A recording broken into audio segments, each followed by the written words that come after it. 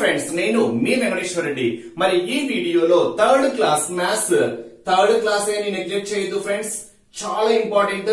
Third class లో especially basics concepts అంటే తర్వాత క్లాస్ లో లెవెల్స్ మనం సక్సెస్ఫుల్ గా ఆ ప్రాబ్లమ్ సాల్వ్ చేయాలంటే ముందు బేసిక్స్ కాన్సెప్ట్స్ కావాలి. మరి ఆ బేసిక్స్ కాన్సెప్ట్స్ అన్ని మనకు థర్డ్ క్లాస్ లో ఉన్నాయి. అది కూడా ప్రాబ్లమ్స్ కూడా చాలా ఇంపార్టెంట్ బిట్స్ ఇచ్చాడు. మరి థర్డ్ క్లాస్ ని మాత్రం నెగ్లెక్ట్ చేయవద్దు. వీడియో చివరి వరకు చూడండి. చాలా important problems basics concepts explanation ఇవ్వడం అయితే జరిగింది. టెక్స్ట్ బుక్ లో ఉండేటువంటి each and every content explanation clear గా ఇవ్వడం అయితే జరిగింది. ఎస్పెషల్లీ ఈ వీడియోలో ఫస్ట్ లెసన్ గుర్తుకు తెచ్చుకుందాం. సెకండ్ లెసన్ వచ్చేసరికి సంఖ్యలు, నెంబర్స్. మరి ఈ టూ లెసన్స్ ను బేస్ చేసుకుని టెక్స్ట్ బుక్ లో ఇచ్చినటువంటి each and every problem clear గా ఎక్స్ప్లెనేషన్ ఇవ్వడం అయితే జరిగింది. మరి వీడియో స్టార్ట్ చేసే ముందు ఒక చిన్న విషయము, మనం ఎస్జిటి ని బేస్ చేసుకుని మీకు 100% వీడియోస్, రెఫరెన్స్ వీడియోస్ అందిస్తూ ఆన్లైన్ ఎగ్జామ్స్ కండక్ట్ చేస్తున్నాము. ఎవరికైనా మన ఆన్లైన్ ఎగ్జామ్స్ రాయాలి అని ఇంట్రెస్ట్ ఉంటే ఇప్పుడే ఈ నెంబర్ కి కాల్ ఆర్ మెసేజ్ చేయగలరు. 8341949272. ఏదైనా ఇండివిజువల్ సబ్జెక్ట్ కావాలి అనుకుంటే కేవలం 200 రూపీస్ మాత్రమే. కంప్లీట్ ఎస్జిటి ప్యాకేజ్ తీసుకోవాలి అనుకుంటే కేవలము 800 రూపీస్ మాత్రమే. ఇంకా ఆలస్యం చేయొద్దు ఫ్రెండ్స్, ఈ నెంబర్ కి కాల్ ఆ మెసేజ్ చేయగలరు. మరి లేట్ చేయకుండా టాపిక్ లోకి వెళ్తే ఫస్ట్ సంఖ్య అంటే ఏంటి? మరి ఆ సంఖ్య వేటిని బేస్ చేసుకుని ఉంటుంది అంటే సంఖ్యలో మనకి స్థాన విలువ ఉంటుంది, సహజ విలువ, ముఖ విలువ ఉంటుంది. వాటి గురించి మనం ఫస్ట్ బేసిక్స్ కాన్సెప్ట్స్ అబ్జర్వ్ చేస్తే ఒక సంఖ్యలో ప్రతి అంకెకి, ఏదైతే మనం సంఖ్యలో అంకె తీసుకున్నాం అనుకోండి, ఆ ప్రతి అంకెకి 2 రకాల విలువలు ఉంటాయి. ఎన్ని రకాలు? 2 రకాల విలువలు ఉంటాయి. మరి ఆ 2 రకాలు ఏంటి అంటే ఫస్ట్ వన్ ఏమవుతుంది అంటే స్థాన విలువ, దట్ ఈస్ ప్లేస్ వాల్యూ అంటాం. రెండవది మనకి ఏమవుతుంది అంటే సహజ విలువ, దీన్ని మనము ముఖ విలువ అని కూడా అంటూ ఉంటాం.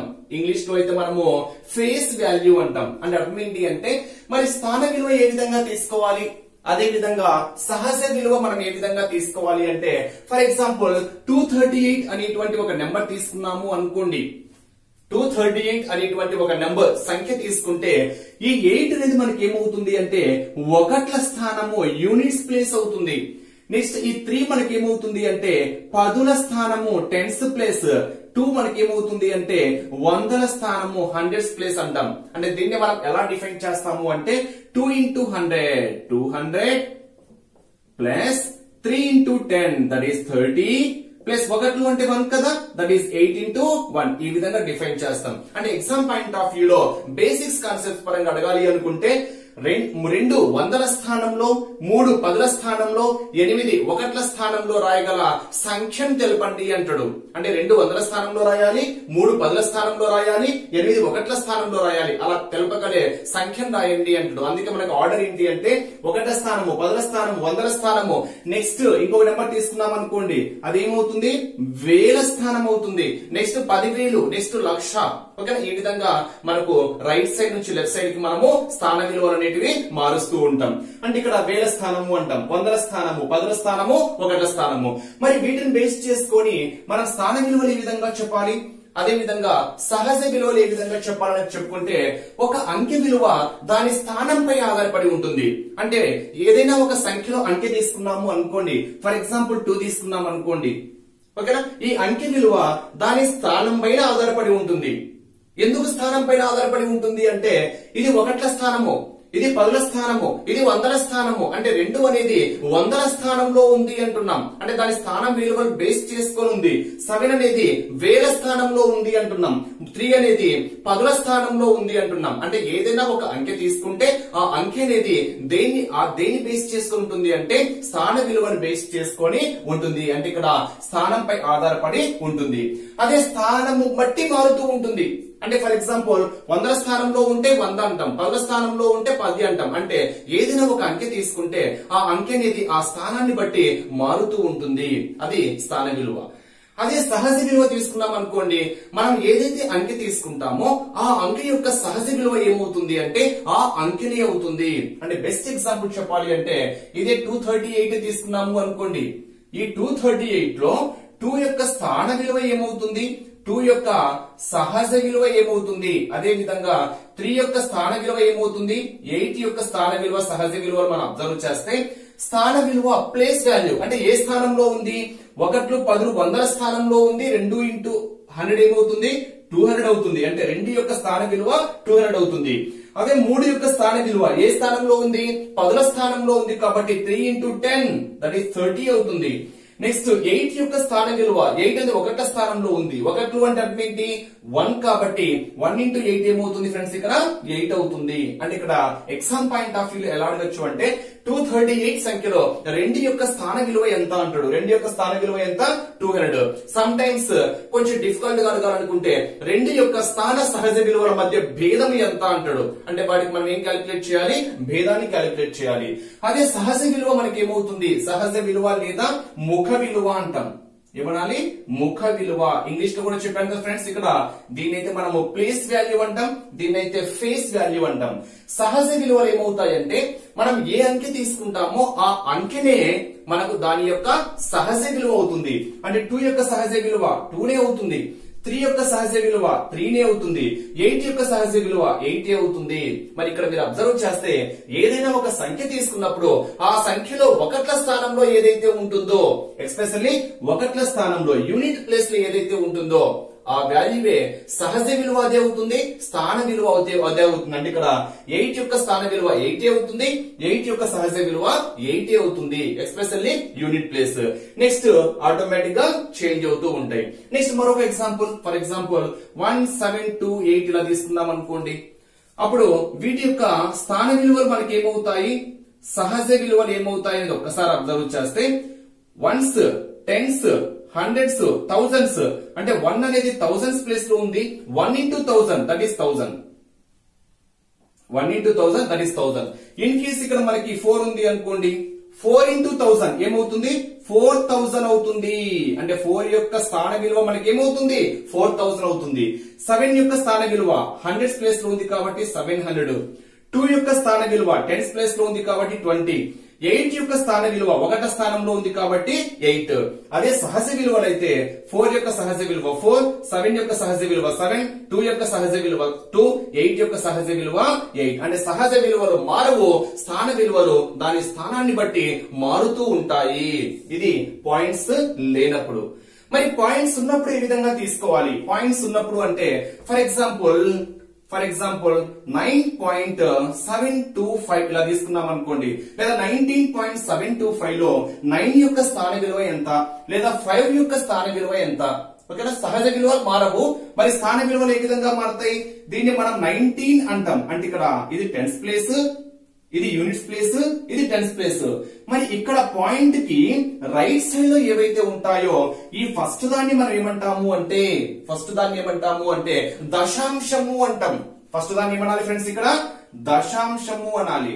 సెకండ్ దాన్ని మనము శతాంశము అనాలి. థర్డ్ దాన్ని మనం ఏమంటాము అంటే సహస్రాంశము అనాలి.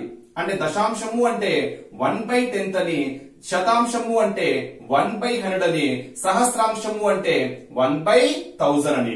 ఇది యూనిట్స్ ప్లేస్ అంటే 1, ఇది టెన్స్ ప్లేస్ అంటే 10ల స్థానము అంటాం. ఓకేనా, అంటే పాయింట్ కి రైట్ సైడ్ లో ఉండేది మనకు దశాంశము, ఫస్ట్ వన్ దశాంశము, శతాంశము, శత అంటే 100 కదా, దశ అంటే 10 కదా, అంటే దశాంశము, శతాంశము, సహస్రాంశము అంటే 1/10, 1/100, అదే విధంగా 1/1000. ఇప్పుడు మనం స్థాన విలువలు చెప్పాము అనుకోండి, ఈ 1 యొక్క స్థాన విలువ 1 into 10 దట్ ఈస్ 10. ఓకేనా, స్థాన విలువలు ప్లేస్ చేసుకొని చెప్తే 1 into 10 10.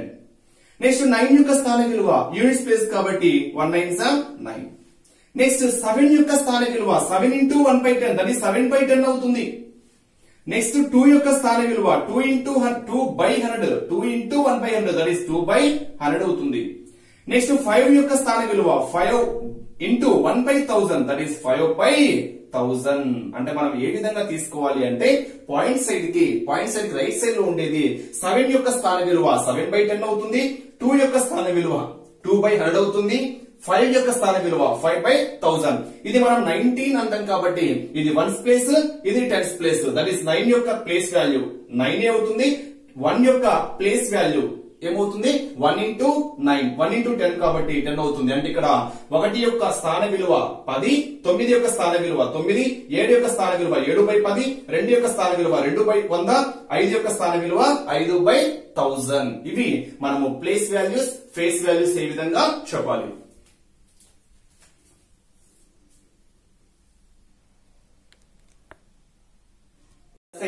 ఒక కిలోగ్రామ్ పచ్చి మిరప 20 రూపాయలు. అంటే ఒక కేజీ మిరప ఎంత అంటే 20 రూపీస్. సుమ 3 కిలోగ్రాముల మిరపకాయలు కొని 100 రూపాయల నోటు దుకాణదారుడికి ఇచ్చింది.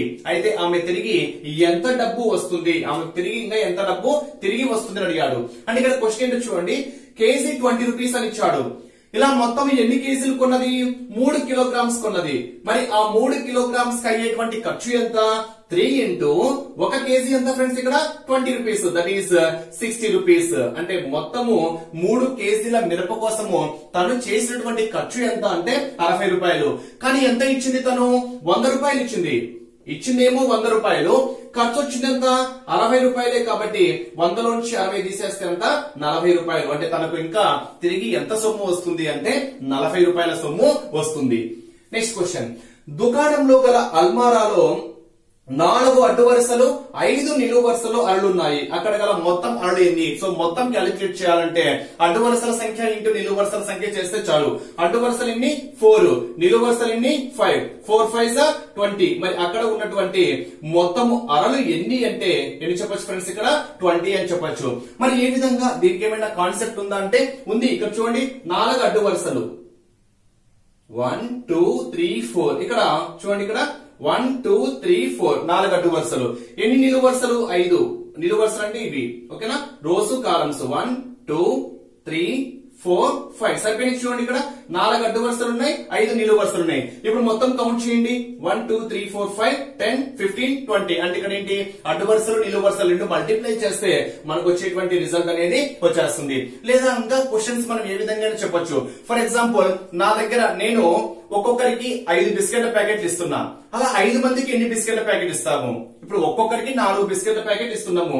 ఒక్కొక్కరికి ఎన్ని? 4 బిస్కెట్ల ప్యాకెట్లు ఇస్తున్నాము. ఇలా 5 మందికి ఎన్ని బిస్కెట్ల ప్యాకెట్లు ఇవ్వగలము? 4 5 ఎంత? 20. 5 మందికి మొత్తం అయ్యేటువంటి బిస్కెట్ల ప్యాకెట్ల సంఖ్య ఎంత అంటే 20 అవుతుంది.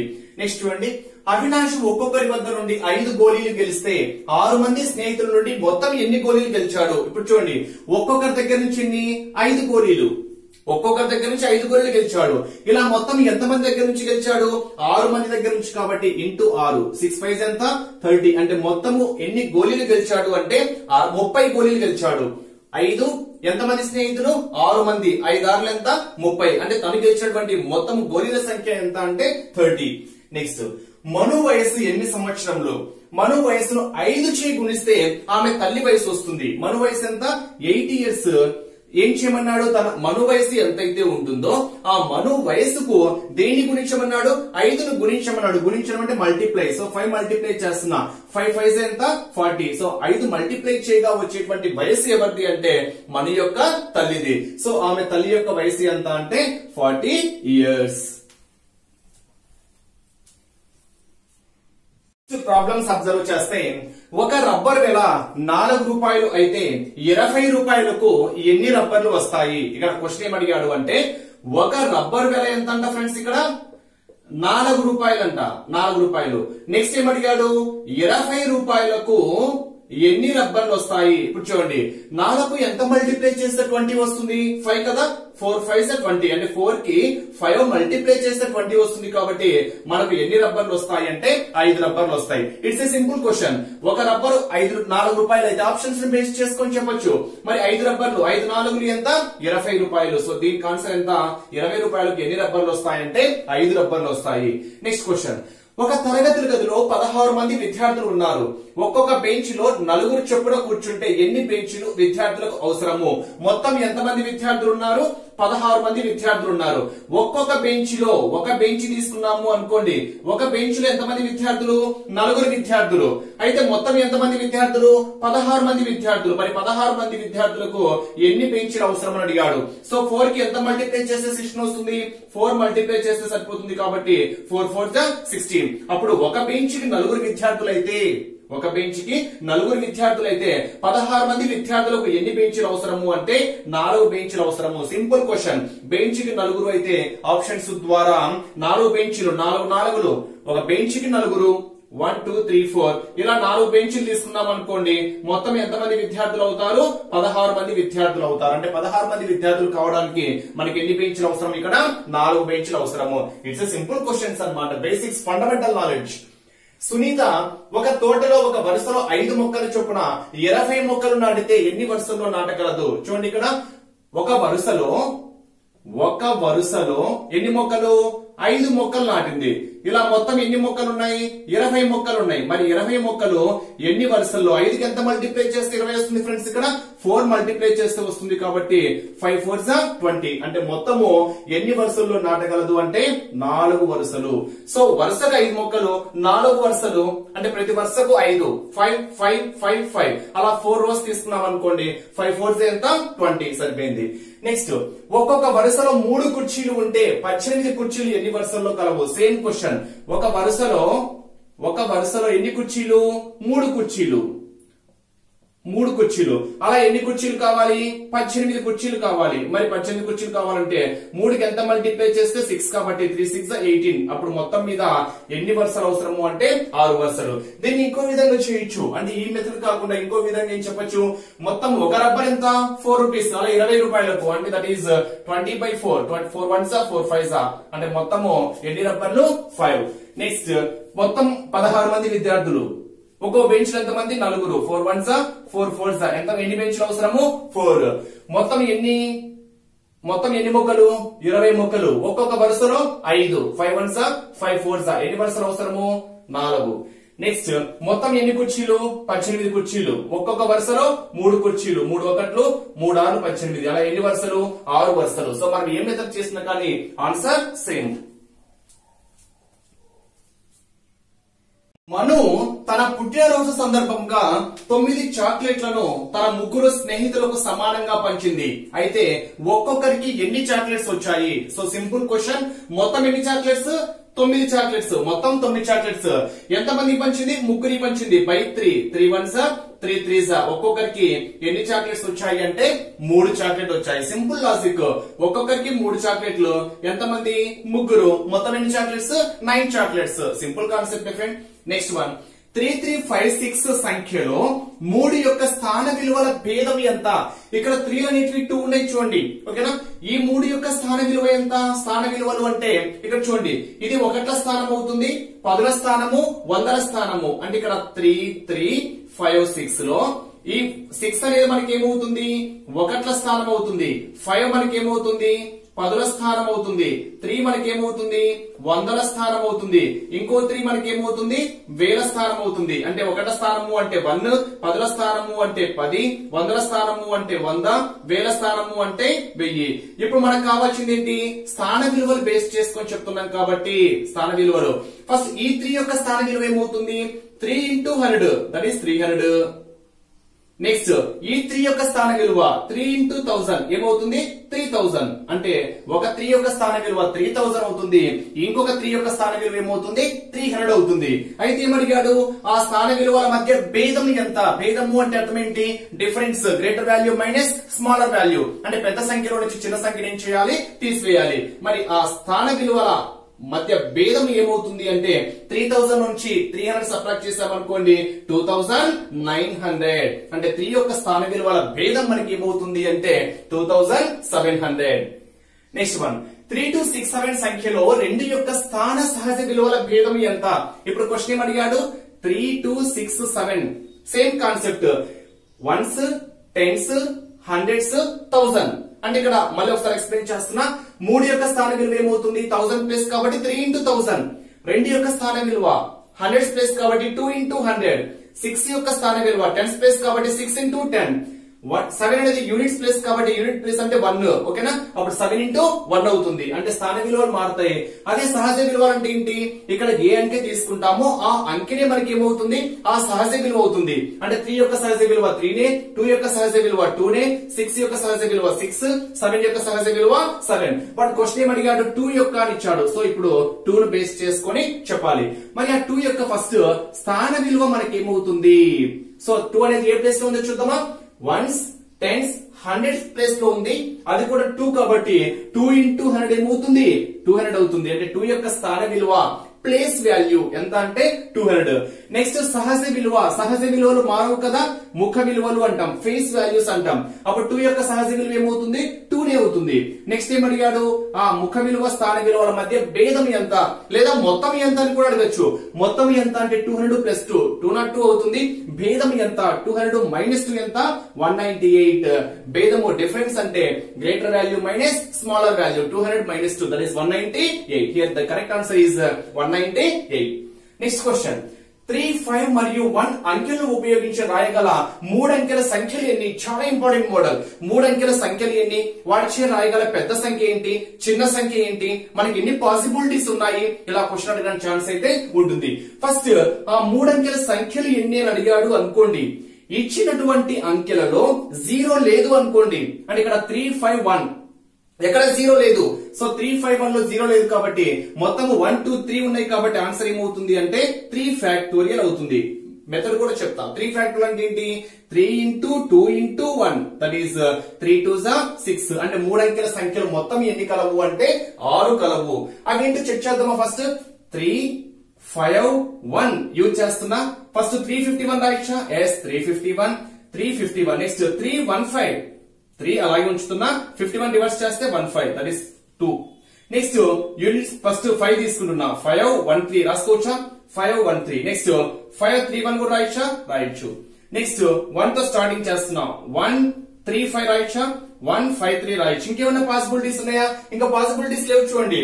351 ఒకటి, 315 ఒకటి, 513 ఒకటి, 531 ఒకటి, 135 ఒకటి, 153. ఇంతకన్నా మనకు పాసిబిలిటీస్ లేవు కాబట్టి 1 2 3 4 5 6 అంటే మొత్తము 3 అంకెల సంఖ్యలు మనం ఎన్ని రాయగలము అంటే 6 రాయగలము.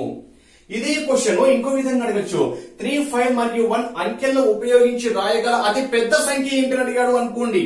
ఏంటి క్వశ్చన్ లో అతి పెద్ద సంఖ్య ఏంటి అని అడిగాడు అనుకోండి.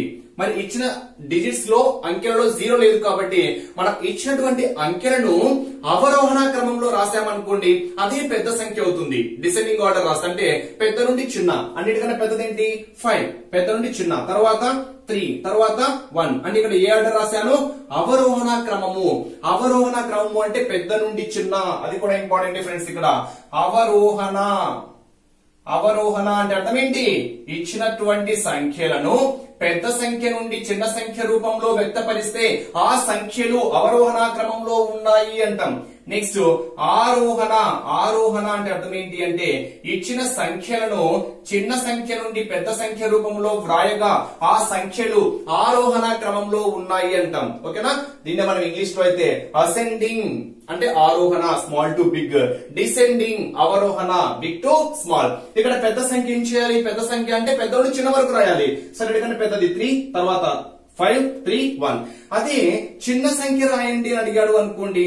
చిన్న సంఖ్య అంటే అర్థం ఏంటి, చిన్న నుంచి పెద్ద అంటే ఆరోహణ క్రమంలో రాయాలి. అన్నిటికన్నా చిన్నది ఏంటి 1, నెక్స్ట్ ఏంటి పెద్దది 3, నెక్స్ట్ 5. అంటే చిన్న నుండి పెద్ద రూపంలో వ్రాస్తే మనం రాయగల చిన్న సంఖ్య అవుతుంది.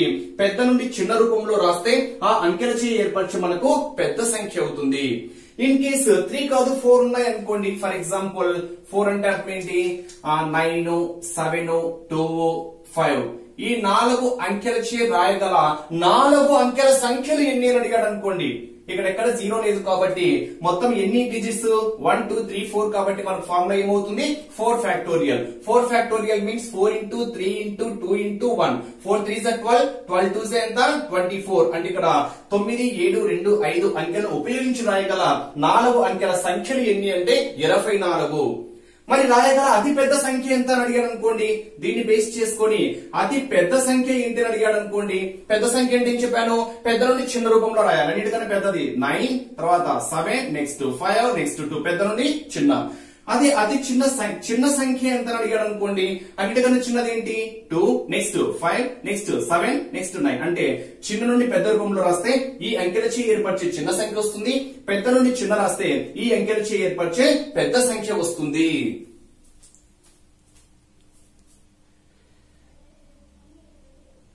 2, 6, 8 మరియు 4 అంకెలను ఉపయోగించి రాయగల 4 అంకెల సంఖ్యలు ఎన్ని? ఇందాక నేను చెప్పాను కదా ఫ్రెండ్స్, ఇక్కడ 2, 6, 8, 4 మొత్తం ఎన్ని డిజిట్స్ ఉన్నాయి?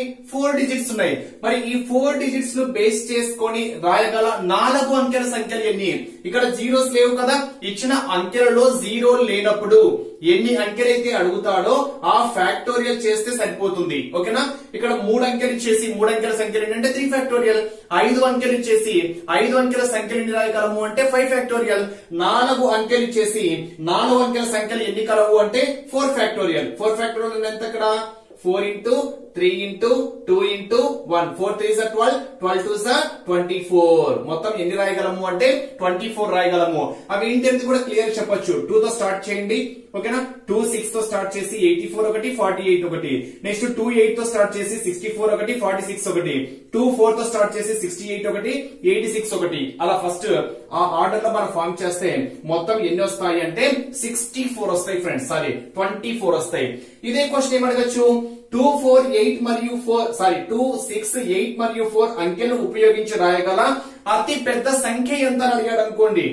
ఓకేనా? అతి పెద్ద సంఖ్య అంటే ఏం చేయాలి, ఇచ్చినటువంటి వాటిని పెద్ద నుంచి చిన్న. అతి పెద్ద సంఖ్య అన్నిటికన్నా పెద్ద ఏంటి 8 6 4 2 అతి పెద్ద సంఖ్య.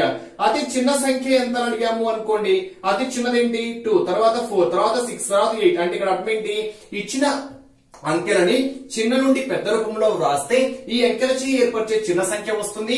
ఇచ్చిన అంకెలను పెద్ద నుండి చిన్న రూపంలో రాస్తే ఆ అంకెలచే ఏర్పరిచే పెద్ద సంఖ్య వస్తుంది. సమ్ టైమ్స్ పెద్ద సంఖ్య చిన్న సంఖ్యల మధ్య భేదం ఎంత లేదా మొత్తం ఎంత అని కూడా అడగవచ్చు. నెక్స్ట్ వన్, 65 506 605 560 605 సంఖ్యలను అవరోహణ క్రమంలో వ్రాయండి లేదా ఆరోహణ క్రమంలో వ్రాయండి అంటాడు. ఇక్కడ మనకు అవరోహణ అంటే ఏంటి, ఆరోహణ అంటే ఏంటో మీకు ఫస్ట్ తెలియాలి. ఓకేనా? ఆరోహణ అంటే చిన్న నుండి పెద్ద. ఏంటి ఫ్రెండ్స్, ఇక్కడ చిన్న నుండి పెద్ద. అవరోహణ అంటే పెద్ద నుండి చిన్న. పెద్ద నుండి చిన్న. ఇంగ్లీష్ లో అయితే మనం దీన్ని అసెండింగ్ ఆర్డర్ అంటాం, దీన్ని అయితే డిసెండింగ్ ఆర్డర్ అంటాం. మరి ఏ విధంగా మనం ఐడెంటిఫై చేయాలి అంటే ఇచ్చినటువంటి ఒక్కసారి 1 2 3 4 అంటే మనం ఒక్కసారి అబ్జర్వ్ చేస్తే మొత్తం అక్షరాలు 1 2 3 4 ఉన్నాయి. అవరోహణ మొత్తం ఎన్ని ఉన్నాయి, 5 ఉన్నాయి. అంటే చిన్నది ఏంటి ఇక్కడ 4 కదా, ఇక్కడేమో 5 ఉన్నాయి, ఇక్కడేమో 4 ఉన్నాయి. అంటే 4 చిన్నది కాబట్టి చిన్న నుండి పెద్ద అంటే ఆరోహణ, పెద్ద నుండి చిన్న అంటే అవరోహణ. ఈజీ గుర్తుపెట్టుకోవడం కోసం. మరి ఆరోహణ క్రమం ఏమవుతుంది, చిన్న నుండి పెద్ద. అన్నిటికన్నా చిన్నది ఏంటి 65, నెక్స్ట్ ఏంటి 506, నెక్స్ట్ ఫ్రెండ్స్ 560, నెక్స్ట్ 605, నెక్స్ట్ 650. ఈ క్రమమే మనకి ఏమవుతుంది అంటే ఇచ్చిన సంఖ్యల యొక్క ఆరోహణ క్రమము అంటాం. నెక్స్ట్ అవరోహణ క్రమం ఏంటి, అవరోహణ అంటే పెద్ద నుండి చిన్న కదా, దీన్ని రివర్స్ లో రాసినా సరిపోతుంది. లేదా పెద్దది ఏంటి అన్నిటికన్నా 650, నెక్స్ట్ 605, నెక్స్ట్ 560, నెక్స్ట్ 506, నెక్స్ట్ 65. అంటే ఇచ్చిన సంఖ్యలను చిన్న నుండి పెద్ద రూపంలో రాస్తే ఆరోహణ క్రమంలో ఉంది అంటాము. ఇచ్చిన సంఖ్యలను పెద్ద నుండి చిన్న రూపంలో వ్రాయగా ఏర్పరిచేటువంటి క్రమాన్ని మనము అవరోహణ క్రమము అంటాం. Ascending order, descending order. Some times exam point of view లో ఈ క్రింది వాటిలో సరికానిది గుర్తించండి లేదా సరైనది గుర్తించండి అని మధ్యలో less than greater than symbols ఇవ్వడానికి పాసిబిలిటీ ఉంటుంది. మరి లెస్ దాన్ సింబల్ ఎప్పుడు తీసుకోవాలి, గ్రేటర్ దాన్ సింబల్ ఎప్పుడు తీసుకోవాలి అంటే ఫర్ ఎగ్జాంపుల్ 2 less than 5 కరెక్టా. ఓకేనా? 2 less than 5 అంటే అర్థం ఏంటి, 5 కన్నా 2 చిన్నది. లేదా మీరు ఈ పక్క ఉంది చూడండి, ఈ సైడ్ 2 ఉన్నాయి చూడండి, ఆ సైడ్ పెద్దది ఉండాలి. 2 కన్నా 5 పెద్దది. ఎస్ కరెక్టే. In case 112 is less than 153, 112 is less than 150 అంటే 153 కన్నా 112 లెస్ దాన్ అంటే చిన్నది కదా. 112 లెస్ దాన్ 153 అంటే 112 అనేది చిన్నది దేనికన్నా 153 కన్నా. ఎస్ కరెక్టే. కాబట్టి అది కూడా స్టేట్మెంట్ కరెక్టే. Next 173 is less than 153. 173 is less than 153. 153 కన్నా 173 చిన్నది అంటున్నాం, అవునా? కాదు. కాబట్టి ఇదేమవుతుంది అంటే ఫాల్స్ అవుతుంది. అంటే మీరు రెండు విధాలుగా గుర్తుపెట్టుకోవచ్చు. లెస్ దాన్ అంటే ఫస్ట్ తక్కువ ఉండాలి, తర్వాత ఎక్కువ. లేదా ఈ పక్క సింబల్ ఉంటుంది చూడండి, ఈ పక్క ఏదైనా కానివ్వండి, ఆ సైడ్ ఏమై ఉండాలి, పెద్ద వాల్యూ అయి ఉండాలి. For example 243 is greater than 123. 243 is greater than 123 అంటే 123 కన్నా 243 పెద్దది అంటున్నాం. ఎస్, కరెక్టే. లేదా ఈ పక్క ఉండే సింబల్ ఏం కావాలని చెప్పాను, పెద్దది ఉండాలి. లేదా 1111 is greater than 11111. ఇప్పుడు చూడండి 1111 అంటే ఇక్కడ 1111 is greater than 11111. అంటే ఇక్కడ 1111 is greater than అంటే ఇక్కడ 1111 కన్నా 1111 పెద్దది అంటున్నాం, కాదు కదా? ఇదేమవుతుంది అంటే ఫాల్స్ స్టేట్మెంట్ అవుతుంది. ఈ విధంగా మనము less than greater than symbols ని కూడా ఉపయోగించవచ్చు. మరి ఇక్కడ ఏ విధంగా ఉపయోగించవచ్చు అంటే, ఇది మనం చిన్న నుండి పెద్ద అంటున్నాం కదా, అన్నిటికన్నా చిన్నది. అంటే మధ్యలో ఏ సింబల్ యూజ్ చేయొచ్చు, మనము లెస్ దాన్ సింబల్ యూజ్ చేయొచ్చు. అంటే 64 కన్నా 506 పెద్దది, 506 కన్నా 560 పెద్దది, 560 కన్నా 605 పెద్దది, 605 కన్నా 650 పెద్ద. అంటే ఆరోహణ చిన్న నుండి పెద్ద. చిన్న అంటే మనకు లెస్ దానే కదా, సో లెస్ అంటే తక్కువ కాబట్టి చిన్న నుండి పెద్ద అంటున్నాం కాబట్టి మధ్యలో ఏ సింబల్ యూజ్ చేయాలి, లెస్ దాన్ సింబల్ యూజ్ చేయాలి. Correct statement. అంటే ఇక్కడ 65 is less than 506 is less than 560 is less than 605 is less than 650 అనేది మనకి ఏమవుతుంది అంటే కరెక్ట్ ఆర్డర్. అదే పెద్ద నుండి చిన్న, అవరోహణ పెద్ద నుండి చిన్న అంటే గ్రేటర్ కాబట్టి మన మధ్యలో ఏ సింబల్ యూజ్ చేయాలి, గ్రేటర్ దాన్ సింబల్ యూజ్ చేయాలి. That means 650 is greater than 605, greater than 560, greater than 506, greater than 665. ఆ క్రమం మనకు, ఆ ఆర్డర్ మనకి ఏమవుతుంది అంటే కరెక్ట్ స్టేట్మెంట్. ఓకేనా? పెద్ద నుండి చిన్న అంటే మధ్యలో గ్రేటర్ దాన్ సింబల్ ఉండాలి, చిన్న నుండి పెద్ద అంటే మధ్యలో ఏ సింబల్ ఉండాలి, లెస్ దాన్ సింబల్ ఉండాలి. నెక్స్ట్ వన్ 2768 అనే సంఖ్యలో 2 ఏ స్థానంలో ఉంది, 2 యొక్క స్థానం విలువ ఏందని అడిగాడు. 1లు 10లు 100లు వేలు అంటే 2 ఏ స్థానంలో ఉంది, వేల స్థానంలో ఉంది. Simple question. అదే 7 అయితే 100ల స్థానంలో ఉంది, 6 అయితే 10ల స్థానంలో ఉంది, 8 అయితే 1ల స్థానంలో ఉంది అంటాం. నెక్స్ట్ వన్ 6, 4, 9, 5 అంకెలచే ఏర్పరిచే పెద్ద సంఖ్య చిన్న సంఖ్యల భేదం ఎంత? అసలు పెద్ద సంఖ్య ఏంటి, ఇందాక నేను చెప్పాను కదా. పెద్ద సంఖ్య అంటే అర్థం ఏంటి, ఇచ్చిన అంకెలను పెద్ద నుండి చిన్న రూపంలో రాయాలి. అన్నిటికన్నా పెద్దది 9 తర్వాత ఏంటి 6, నెక్స్ట్ 5, 4. అంటే ఇచ్చిన సంఖ్యలను పెద్ద నుండి చిన్న రూపంలో వ్రాస్తే ఈ అంకెలచే ఏర్పరిచే మనకి ఏమవుతుంది, పెద్ద సంఖ్య అవుతుంది. అదే చిన్న సంఖ్య అనుకోండి, చిన్న సంఖ్య ఏంటి, అన్నిటికన్నా చిన్నది ఏంటి 4, నెక్స్ట్ 5, నెక్స్ట్ 6, నెక్స్ట్ 9. అంటే అర్థం ఏంటి, ఇచ్చిన అంకెలను చిన్న నుండి పెద్ద రూపంలో వ్రాయగా ఏర్పరిచేటువంటి సంఖ్య మనకి ఏమవుతుంది అంటే ఈ అంకెలచే ఏర్పరిచే చిన్న సంఖ్య అవుతుంది. చిన్న నుండి పెద్ద రూపంలో రాస్తే చిన్న సంఖ్య, పెద్ద నుండి చిన్న రూపంలో రాస్తే పెద్ద సంఖ్య, పెద్ద నుండి చిన్న పెద్ద సంఖ్య, చిన్న నుండి పెద్ద చిన్న సంఖ్య. ఓకేనా? క్వశ్చన్ ఏం అడిగాడు, భేదం అడిగాడు. భేదము అంటే అర్థం ఏంటి, పెద్ద సంఖ్య నుంచి చిన్న సంఖ్యను ఏం చేయాలి, తీసివేయాలి. సబ్ట్రాక్ట్ చేస్తున్నా. సో మనకు అడిగిన క్వశ్చన్ ఏంటి, భేదము. భేదం ఎంత వస్తుంది, 4 నుంచి పోదు కాబట్టి 14, 14 నుంచి 9 పోతే దట్ ఈస్ 5, 4 ఉంటుంది, 4 పోదు కాబట్టి 14, 14 నుంచి 6 పోతే 8, 5 నుంచి 5 పోతే 0, ఇక్కడ ఎంత వస్తుంది 5. లేదా ఈ రెండు సమ్ చేస్తే మనకు ఈ రిజల్ట్ రావాలి. 14 1 ఉంటుంది, 9 15 1 6 5 సరిపోయింది. అంటే ఈ చిన్న సంఖ్య పెద్ద సంఖ్యల మధ్య భేదం ఎంత అంటే 5085.